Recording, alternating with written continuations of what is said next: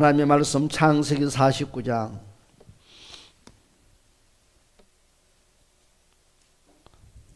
하나님의 말씀 창세기 49장 20절의 말씀과 신명기 33장 24절 25절의 말씀을 보기로 하겠습니다. 자, 창세기 49장 20절의 말씀 다 같이 볼까요? 다 같이 시작. 아셀에게서 나는 먹을 것은 기름진 것이라 그가 왕의 수라상을 차리리로다. 아멘. 아멘. 할렐루야. 자, 이와 같이 창세기, 자 우리 한번 다시 한번 볼까요? 신명기 33장 신명기 33장 24절에서 25절의 말씀. 자, 다 같이 시작. 아셀에 대하여는 일렀으되 아셀은 아들 중에 더 복을 받으며 그의 형제에게 기쁨이 되며 그의 발이 기름에 잠길지로다.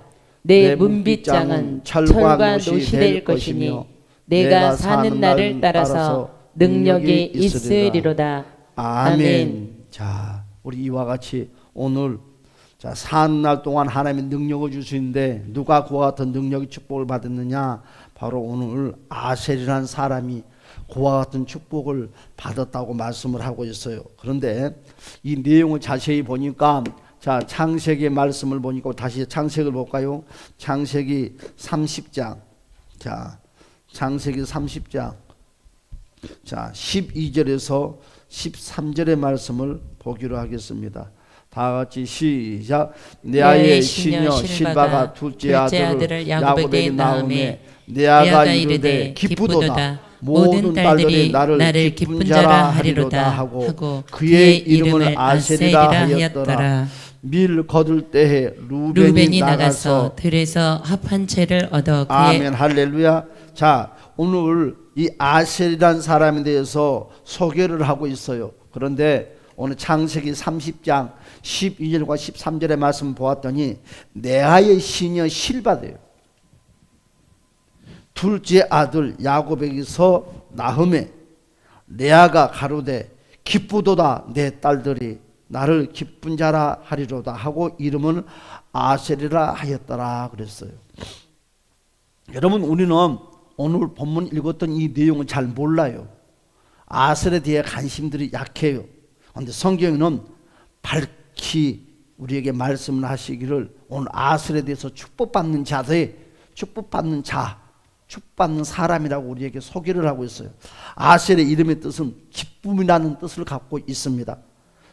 하지만 더 정확히 말을 하면 그 이름의 의미를 살펴보면 축복이라는 뜻이 더 어울린 것 같아요. 그의 이름에 걸맞게 그의 별명도 곡물더미라는 별명을 갖고 있어요. 여러분, 아셀에 대한 야곱의 복은 아주 짤막하게 나와 있어요. 짧지만 아주 그런데 대단한 축복의 말씀을 우리에게 주고 있는데 오늘 본문의 말씀 창세기 49장 20절 다시 한번 볼까요?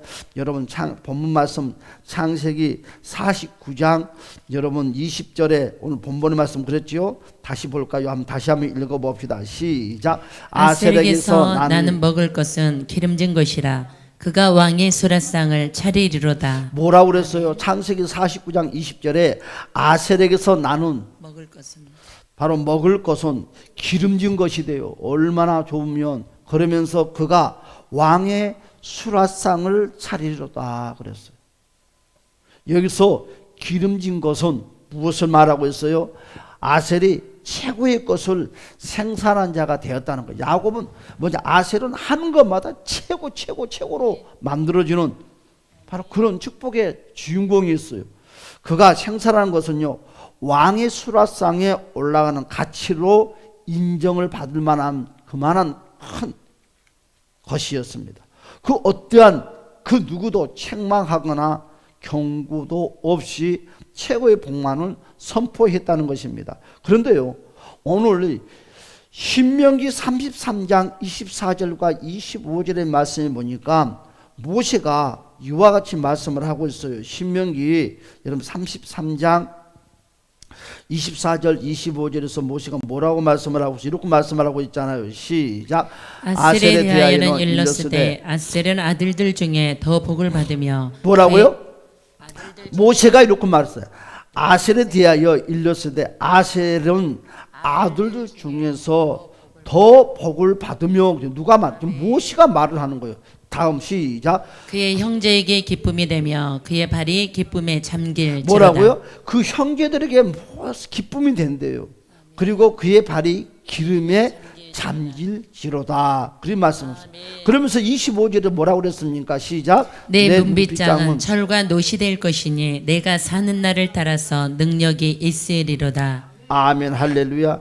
오늘 여기서도 아셀이 받은 복에 대해 대단한 것을 우리에게 말씀을 하고 있어요. 여러분 아들들 중에 더 복을 받으며 그랬어요.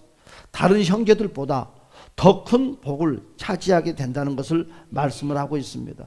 많은 사람들은 배 앞에서 똑같이 낳지만 그렇지 않아요. 축복은 하늘과 땅 차이로 달라요. 하나님이 함께하는 자, 하나님의 손길을 통해서 여러분 삶 가운데 이루는 자가 최고의 축복의 주인공이 될 수 있다는 것을 주님의 이름으로 축복합니다. 다른 형제들보다 더 큰 복을 차지하게 된다는 것인데 이 큰 복은 여러분 양적인 면에서 더 많은 복이며 또한 질적인 면에서는 최고의 복의 주인공이라는 것입니다. 그의 형제들의 기쁨이 되면 그랬죠. 그래서 그가 받은 복이 다른 형제들에게 기쁨이 된다는 것은 무슨 말인가요? 아무도 아셀의 복에 대해서 시기한 사람이 없어요. 여러분 형제들 가운데서도 유독히 복을 받으면 형제들이 시기하고 배가 아파하는데 오늘 이 본문의 말씀은 이 아셀이라는 사람이 복을 받는데 형제들이 시기하는 사람이 없고 투기하는 형제가 아무도 없었다는 거죠. 모두가 박수를 쳐줬어요.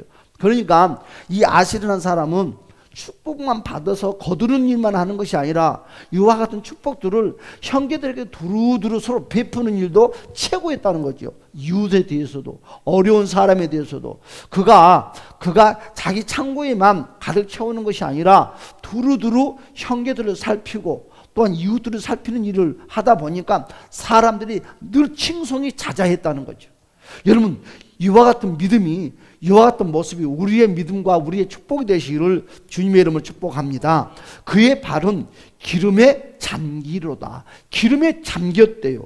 아셀은 복도 많이 받았지만 그 복을 누리는 여유도 함께 받았어요. 그런데 우리가 기억해야 될 것이 뭐냐면 우리가 인생을 살아가는데 그냥 인생을 열심히 사는 것만이 최고의 열심히 사는 것이 아니라 이 인생의 삶을 보람하고 알차게 잘 꾸려나가서 사는 것이 정말 잘 사는 거죠. 오늘 다시 말씀드려서 아셀은 복을 많이 받았지만 그 복을 누리는 여유도 함께 누렸다는 거죠. 여유가 없으면 사람이 답답해서 못 사는 거죠. 돈 모으기만 급하면 여러분 사람이 찌그러져요. 그래서 돈을 마음껏 적금 모으는 것이 중요한 것이 아니라 알차게 사용할 줄 아는 사람이 최고의 축복자고 그런 사람에게 하나님은 더 부어주기를 원하는 거예요. 여러분 물질은 누구나 다 소중해요. 그러나 그 물질 경우에 따라서는 베풀기도 하고 풀지도 않은 그런 모든 사람들. 그래서 발이 기름에 잠길 정도의 풍족함과 그 여유로운 삶이 아셀이 받은 복이라고 우리에게 말씀을 하고 있어요. 또 보니까 이와 같이 본문에 말씀을 하고 있어요. 문빗장에 그랬죠. 문빗장에 그렇죠. 문빗장에 내 문빗장은 철과 못이 될 것이며 그랬어요. 이 문빗장은 뭘 의미하는 것입니까? 대문을 걸어두는 걸어두는 거예요. 그렇죠. 그러니까 요즘으로 말하면 자물쇠를 의미하는 것이요. 그러니까 뭐죠? 여러분 그 집에 문빗장은 철관노수로 되었다는 것은 무슨 말입니까? 누구도 함부로 열 수 없는 바로 안전된 복과 복을 주었다는 거예요. 그러니까 하나님께서 아셀의 복을 지켜주고 보호해 줬다는 거죠. 오늘 그러니까 문빗장을 이와 같이 했다는 것은 하나님의 돌보심이 있다는 거죠. 그러니까 도둑도 사기꾼도 함부로 해야지 못하게끔 청우천사로 하나님께서 지켜준 일이 우리가 이것이 제일 우리에게 필요해요. 여러분 복을 받으면 뭐합니까? 새어나는 구멍이 많고 사기꾼 도둑놈들이 붙으면 돈이 생기면 무조건 사기꾼과 도둑놈은 무조건 붙게 돼 있어. 이거 사단의 공식이요, 공법. 사단의 공법이에요, 사단의 공법. 그런데 대부분 사람들이 돈을 벌었던 사람 말 듣고 사기 안 당하는 사람이 없고 돈 뜯기지 않는 사람이 없대요. 다 뜯겨요. 그러나 하나님의 은혜 가운데 사는 사람들은 절대 이와 같은 일들이 일어나지 않아요. 두 번째, 비밀하는 것은 항상 죄가 있는 거예요. 비밀이라는 존재는 존재할 수가 없어, 하나님 앞에. 그래서 이와 같이 너가 사는 날 동안에 능력이 있으리로다. 따라서 너가 사는 날 동안에는 능력이 있으리로다. 아세는 평생 이 복이 중단이 된 점이 없었다는 거죠. 그러면 복이 계속 흘러내려왔다는 것입니다. 그래서 계속될 것임을 우리 하나님은 말씀을 통해서 우리에게 선포하고 가르쳐주고 있습니다. 얼마나 신나고 행복할까요? 그렇죠? 이와 같이 우리가 아셀의 축복이 저와 여러분 삶 가운데 이루어지시기를 주님의 이름으로 축복합니다. 할렐루야. 그래요. 평생 최고의 복을 누리게 될 것이며 이런 복이 떠나지 않는 것이라는 바로 상상만 해도 아셀은 너무도 행복했을 것입니다. 그러나 다른 형제들 또한 아셀이 받을 복을 듣고 상상하는 것만으로도 모든 형제들의 박수를 쳐주고 즐거워했다는 거죠. 그래서 아셀은 그러면 어떻게 이런 복을 받게 되었을까? 그렇죠. 우리에게 제일 궁금한 미스테리죠. 어떻게 해서 하나님이 그리 관심을 보여주고 부어주고 또 부어주고 그 형제들, 똑똑한 형제들이 그리 많이 있는 가운데서도 왜 특별히 이 아셀에게 이와 같은 축복의 주인공을 삼아줬을까? 여기에 대한 복을 받게 된 동기부여가 있다는 거예요. 여러분, 성경은 아셀에 대한 정보가 많지 않아요. 정보가 없어요. 그래서 아셀이 받은 복에 대한 근거를 찾아내기가 매우 어렵다는 거예요. 어려워요. 하지만 이 복을 아버지 야곱을 통해서 주셨기 때문에 무엇을 통해 다시 한번 확인시켜 주셨음을 우리는 잊지 말아야 될 것입니다. 할렐루야. 그래서 아버지 야곱은 누구보다도 아셀을 잘 알아요. 그렇죠? 여러분들은 여러분의 자녀를 잘 알잖아요. 이놈의 자식은 이런 자식처럼. 아마 사탄 같은 말을 해도 부모는 속아 넘어가지 않아요. 왜? 자녀들의 다 기질과 성격들이 다 있거든요. 그렇잖아요? 아마 엉덩이 흔들고 딸랑딸랑 해도 다 겉으로는 그래 하지만 마음으로는 허락하지 않는 거예요. 이와 같은 것들이 부모의 마음인데 오늘 이 야곱의 마음을 다 부모의 마음을 휘어잡을 수 있었던 이 야셀의 모습. 그래서 이 아들 야셀이 태어나면서 여러분 어떻게 태어났길래 그럴까? 여러분 그 순간까지 아들의 바로 이 아셀의 모든 것들을 자 알고 계신 분이 누구예요? 아버지 야곱이라는 거죠. 자 그러면 하나님은 이런 야곱의 눈과 입과 귀를 통하여서 그에게 주시려는 복이 바로 야곱의 생각으로도 합당함을 여러분 선포하고 계시는데 여러분 무엇이나 뭐라고 말을 하고 있냐면 광야 40년 세월 동안 아셀의 자손들을 지켜보았다는 거죠. 광야 40년 동안. 그런데 여러분 하나님께서 모세의 입을 여실 때 모세도 바로 아셀이 받을 복을 기쁨으로 선포했다는 거예요. 그러니까 여러분 그 아셀의 그 자손들도 그 부모의 그 아버지 아셀처럼 그 조상의 아셀처럼 변함이 없는 그런 모습의 삶을 사는 거예요. 그러니까는 박수를 안 칠 수가 없는 거예요. 누가? 모세가. 이야 대단하구나. 그래서 항상 여러분 왜 사람들이 지금은 이제 그런 것이 없지만 왜 사람들이 가뭄을 따질까요? 여러분 그렇죠? 여러분 우리는 평범한 사람들이기 때문에 뭐 아무렇게나 결혼하고 하지만 여러분 있는 가정들은 손가락으로 일일이 따져요. 그리고 일일이 점검을 해요. 왜 그럴까요? 여러분 내려오는 전통의 가문이 있기 때문에 거기에 조금이라도 누가 되면 절대로 결혼을 승낙하지 않아요. 왜 그럴까요? 여러분 동물들도 마찬가지예요. 동물 좋은 토종이 좋은 동물은 절대로 다른 것과 조멸을 시키지 않아요. 그래서 제일 특상품 좋은 동물과 함께 교면을 시켜서 더 좋은 자손의 그 짐승들이 나오게끔 하는 거예요. 과일도 마찬가지. 사람은 안 그럴까요? 사람도 그렇다는 거예요. 사람도. 그래서 조상을 따지는 거죠. 그런데 그런 것이 없어진 것 같지만 여러분 암암리하게 그런 존재가 이루어져요. 그런데 모세가 물어본 당연은 누구의 자손인고 물어봤더니 올라갔더니 아셀의 이름이 나오는 거야. 모세가 고개를 끄덕끄덕거리면서 지켜보는 것입니다. 그래서 하나님은 야곱이나 바로 모세가 놓치지 않는 것까지 전부 다 알고 계시다는 것입니다. 여러분 그분의 마음이 아셀이 받을 복을 여러분 결정하신 것이기 때문에 그렇다는 거지요. 그래서 야곱도 모세도 하나님께서도 여러분 바로 아셀이 무엇을 기억하였기에 이와 같이 기뻐하냐 이거지. 아셀 말만 나오면 하나님도 기뻐하고 아버지 야곱도 기뻐하고 그 자손들을 광야 40년 인도하는 모세도 기뻐하고 인정을 해준다는 거지. 우리도 이렇게 인정받는 믿음의 소유자가 되시기를 예수 이름으로 축복합니다. 그래서 다시 말씀드려서 아셀이 무엇을 기억하기에 여러분 이런 복의 기쁨으로 선포하는 것일까? 자, 그것은 아셀의 다른 거 없어요. 따라서 성실함 때문에 특별하게 막 40일 금식을 하고 막 40일 그런 것이 아니라 성실함을. 그러니까 한 번 아셀은 형제들 가운데서 그 성실함이 최고였다는 거지. 최고였다는 거지. 정말 우리에게 필요한 것이 성실함은 여러 가지 계층이 있겠죠. 어느 직장도 마찬가지고 가정도 삶도 성실함이 우리는 최고. 바로 근면입니다. 근면. 그래서 하나님은 아셀이 성실과 근면으로 복을 받았다고 우리에게 말씀을 하고 있어요. 그래서 이게 참 우리에게 귀중한 인생살이의 귀중한 키워드라는 것입니다. 이런 아셀의 성실과 근면은 바로 야곱도 다른 형제들도 모두가 알기에 바로 그가 받은 복을 모두가 공감했다는 것입니다. 그리고 함께 즐거워할 정도로 그들이 다 기뻐했다는 거예요. 그래서 형제들도 부모도 이 아셀의 성실함을 인정을 해 주셨어요. 인정을 해 주셨어요. 그래서 하나님은 이 아셀의 성실과 근면으로 노력을 다했기에 바로 첫 번째 것은 하나님은 최고의 상품을 생산하여 왕의 수라상을 지키는 최고의 자리에 올라가는 것을 우리에게 가르쳐줬어요. 여러분 무엇이 우리를 만드냐? 성실이 저와 여러분들의 최고의 자리로 만들어준다는 거예요. 할렐루야.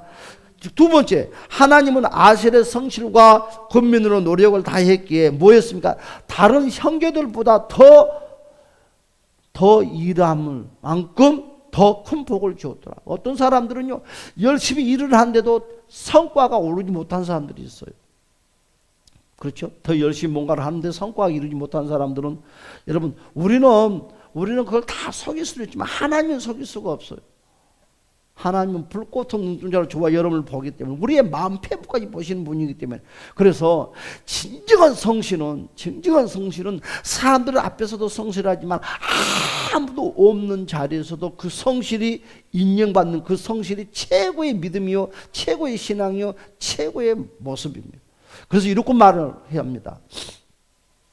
아무도 없는 자리에서도 성실한 사람은 더 이상 교육시킬 프로그램이 없다. 누가 그랬어요? 요셉이 그랬잖아요. 요셉이 아무도 보지 않았는데도 그가 고백하기를 하나님이 나를 보고 계신다고 그랬어요. 우리 같으면 12번도 오 할렐루야 했을 거예요. 그렇죠? 그런데 요셉이 그래서 안 된다는 거지. 그리고 정말 성실한 사람들은 변명을 하지 않는다. 내가 잘했든 못했든 변명을 하지 않는다. 제가 이제 설교를 한 편 준비를 하는 과정 가운데 예화를 하나 집어넣었는데 어떤 예화를 집어넣었느냐면 한 가정이 있어요. 근데 애동딸이 이제 잘 성장을 했어요. 근데 사랑하는 아내가 임종을 했어요. 근데 아버지가 신앙생활을 너무너무 잘하는데 그 아버지가 이제 결단을 합니다. 이 딸을 시집을 보내놓고 이제 우리나라는 수도원들이 없어요. 지금은 뭐 한두 개 생겼지만 근데 외국은 많이 있죠. 그래서 수도원에 들어가서 평생 수도원에서 생활을 하고 하는. 왜 수도원에 가는 목적이 딱 있습니다.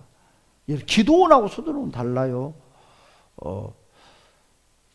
수도원에 가서 일평생 하나님을 위해서 살다가 천국이 깨끗하게 정결한 모습을 가지고 살다 가야 되겠다 마음을 먹고 결단을 했어요. 그런데 또 딸아이는 나름대로 또 그런 생각을 합니다. 우리 아버지를 재혼을 시켜서 좋은 새 엄마를 만나기 위해서 행복하게 살게 해주고 시집을 가야 되겠다고 또 결단을 하는 거지. 어느 날 시간이 돼서 아버지가 딸을 부릅니다. 딸아, 아버지는 새롭게 가정을 갖지 않을 것이다. 장가를 가지 않고 이제는 남은 여생은 오직 하나님만 위해서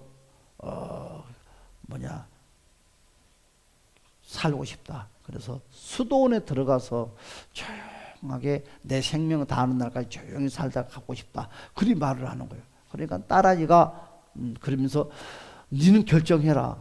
시집을 갈 것인지 너도 수도원에 들어갈 것인지. 아버지가 그리 말을 하는 거예요. 그러니까 딸아이가 그리 말합니다. 난 아빠하고 평생 같이 살고 싶다고. 여러분, 우리나라는 그런 것이 없는데 외국에는 가끔 수도원들이 남자는 남자끼리 있어요. 여자는 여자끼리 있고 절대 같이 있을 수 없습니다. 수도원들은 철저하게 이런 것이 규율이 돼 있어요. 그래서 여자가 가서 방문도 절대 사절은 방문도 받아주지 않아요. 수도원 자체에 여자가 못 들어가요. 여자가 있는 곳은 남자가 전혀 못 들어가고 금난의 집처럼 애초에 못 들어가게끔 딱 돼 있어요. 그 집 들어가면 규율이 다 깨지는 거죠.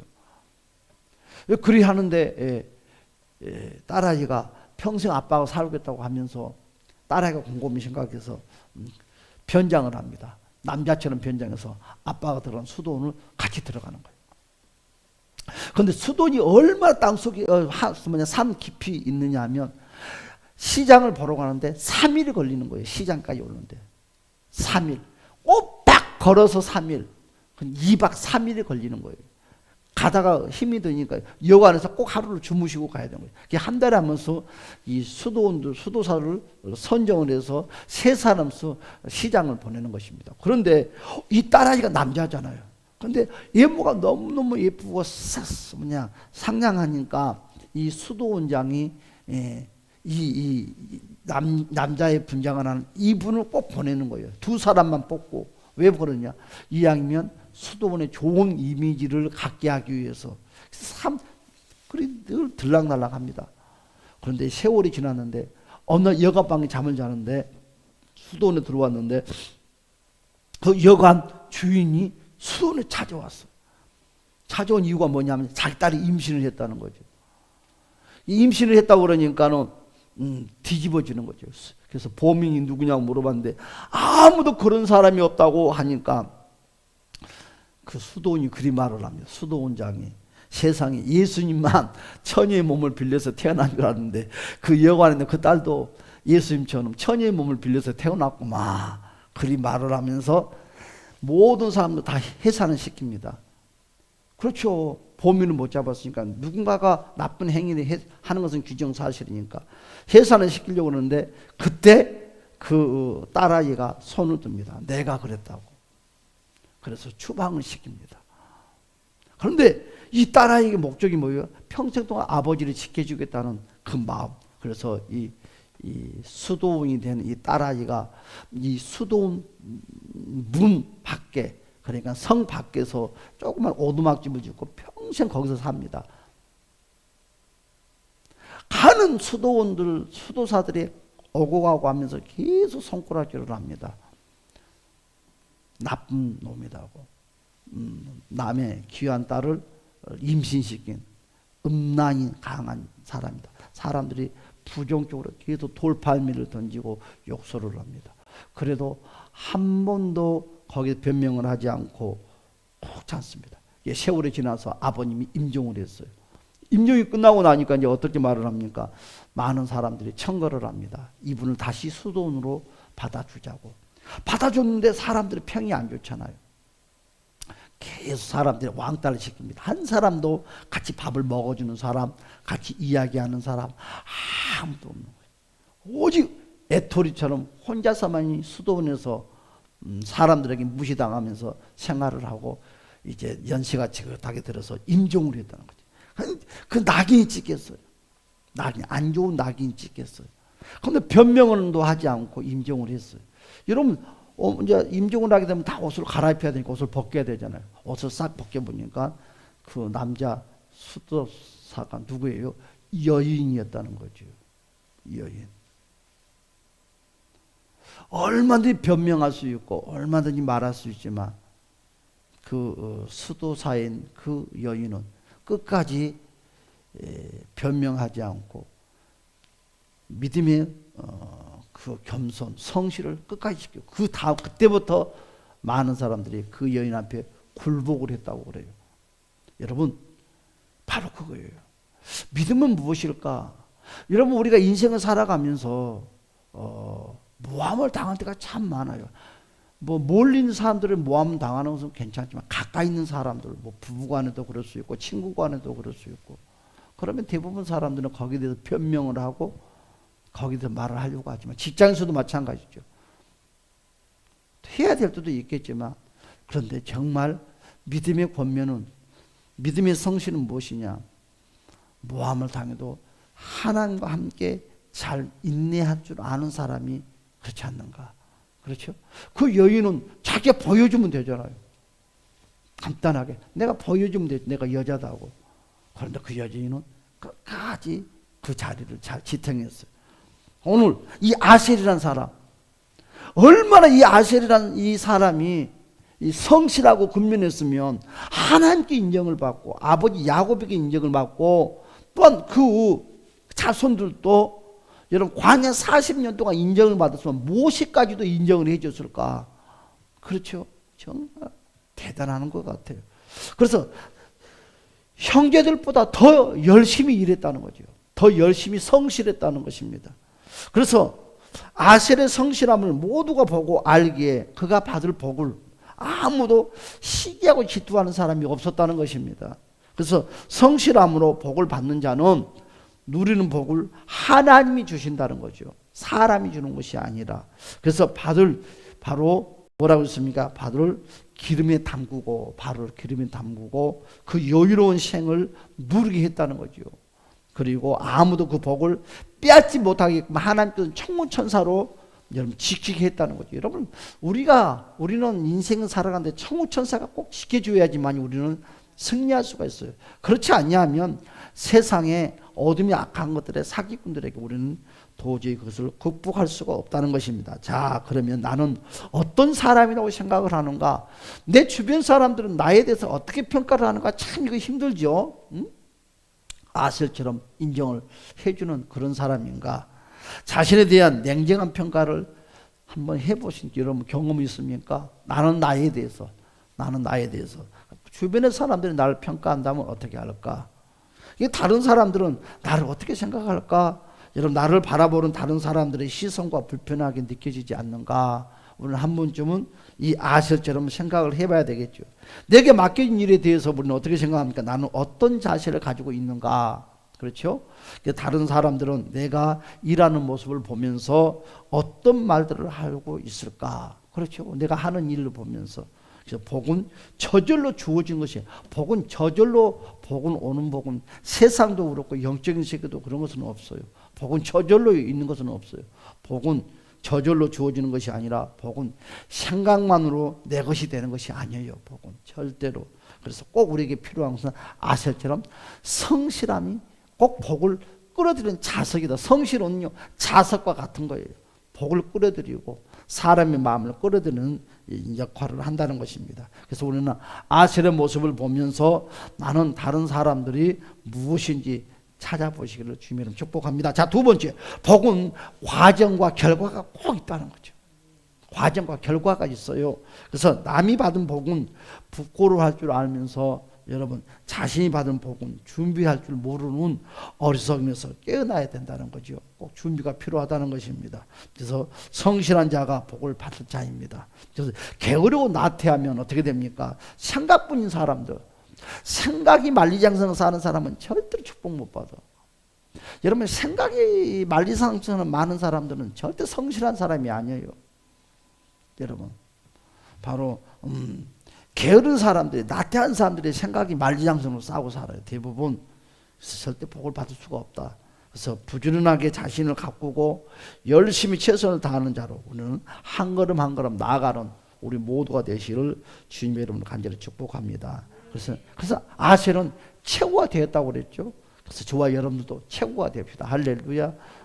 아셀은 복을 받을 자격이 있다고 모두가 인정을 하는 것처럼 우리도 어느 공간에 뭐 사람들이 작은 공간인지 사람이 공간이 적든지 우리도 인정받는 사람, 서로가 서로를 인정해 줄 줄 아는 사람, 최고가 될 때까지 최선을 다하고 바로 그를 우리는 아셀처럼 나갔으면 좋겠어요. 사랑하는 여러분, 우리는 사는 날 동안에 능력 있는 자로 살려면 여세 동안 우리는 성실하게 맡은 일을 다 해야 돼요. 사업이든지 직장이든지 최선을 다하는 사람에게 주어진다는 것을 우리는 꼭 기억하시기 바랍니다. 우리 다 같이 기도하면서 말씀을 붙잡고 주여 아셀처럼 우리 인생에 최선을 다한 자가 되게 해달라고 기도하면서 여러분 제가 같이 하고 돌아가시기 바랍니다. 다 같이 우리 기도합시다.